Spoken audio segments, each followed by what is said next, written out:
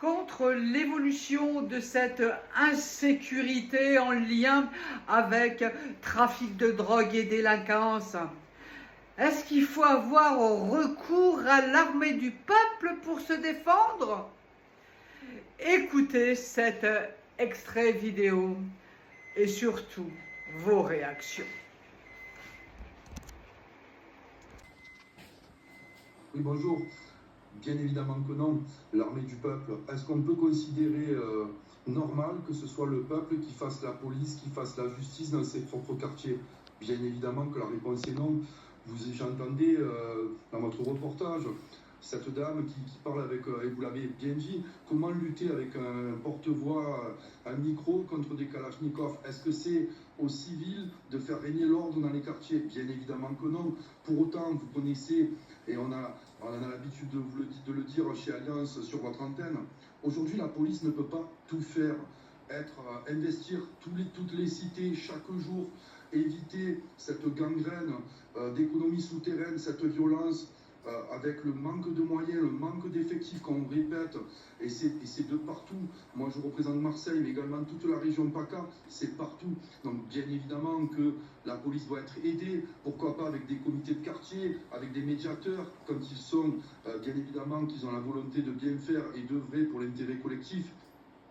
Mais non, c'est pas une maman ou un père de famille ou un grand frère de faire régner la loi dans un quartier. En revanche, la responsabilité des grands des quartiers, comme ils les appellent, voire des parents, c'est de contribuer à minima à l'éducation et à la sécurité, à donner les bons conseils et à donner ce qui se perd malheureusement aujourd'hui. Mais je trouve que c'est très dangereux que ce soit les citoyens qui fassent la loi dans les quartiers, bien évidemment. Mais on est tous d'accord, Sébastien Jeunet, c'est très dangereux. Le seul problème, c'est que ces gens ne voient pas d'autres solutions. Ça fait des mois, ça fait des années qu'ils attendent.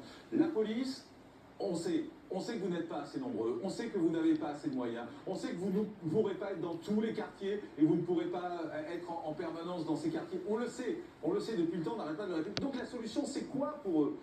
Quelle autre solution que l'armée du peuple? La solution, elle doit être politique, tout simplement.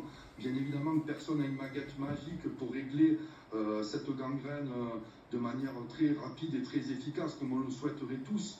Voilà, la réponse, elle est politique. C'est-à-dire qu'il faut que tous les services de l'État s'unissent. Il faut bien évidemment que la police soit renforcée.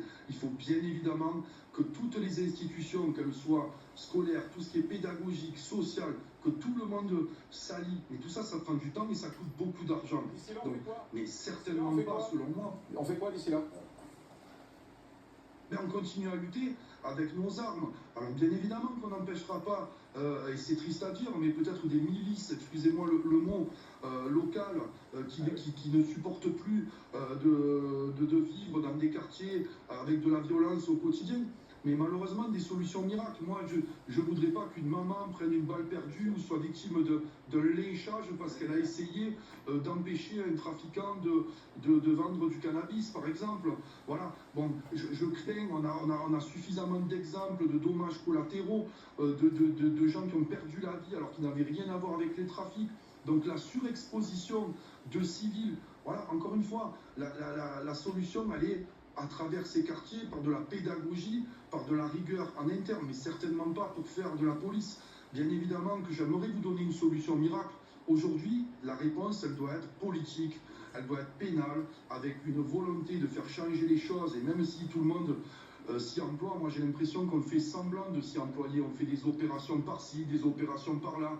Un jour c'est les studs, demain c'est les violences familiales, aujourd'hui c'est la lutte contre l'immigration clandestine, et on ne se donne jamais les moyens réels.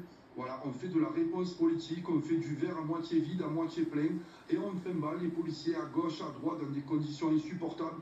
Donc on fait tout pour lutter, mais on ne se donne pas les moyens de lutter efficacement. Donc bien évidemment que la solution miracle n'existe pas, mais il faut rapidement réagir, il faut recruter massivement, il faut relancer une politique.